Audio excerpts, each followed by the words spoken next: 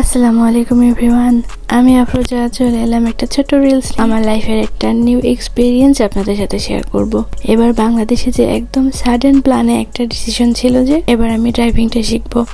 এটা অবশ্য আমার ডিসিশন ছিল না, আমার তো ইচ্ছা ছিল যে এবার আমি বাংলাদেশে গিয়ে ঢাকাতেই বেশি থাকবো। থাকে না অনেকদিন পরে যাচ্ছি, একটা ইচ্ছা যে কোথায় কি করব, এরকম প্ল্যান তো অনেক কিছুই থাকে। তো তার মধ্যে এরকম ছিল যে আমি ঢাকাতে একটু বেশি সময় কাটাবো, কারণ আমি অনেকদিন যেতে পারি না, অনেক কিছু এরকম প্রোগ্রাম ছিল। তো হঠাৎ করে ইরফানের বাবা বলতেছিল যে এবার তুমি ড্রাইভিং শিখো। ও আগে থেকেই যে ট্রেনিং সেন্টারে কথা বলে আসছে আর পরে এসে আমাকে সবকিছু বলতেছে। আমি তো পুরাই অবাক, একদম টোটাল সারপ্রাইজড, কারণ কোনো প্রিপারেশন নাই। একটা মেন্টালি যে প্রিপারেশন থাকে যে আমি একটা জিনিস শিখবো, তাও ড্রাইভিং এর মতো একটা ব্যাপার, তো ওইরকম কোনো কিছু ছিল না। তারপর আর কি গেলাম, যেহেতু সে কথা বলে সবকিছু রেডি করে আসছে, না গেলে তো আর হয় না। এই উপলক্ষে আমারও এবার কুষ্টিয়াতে অনেকদিন থাকা হয়েছিল।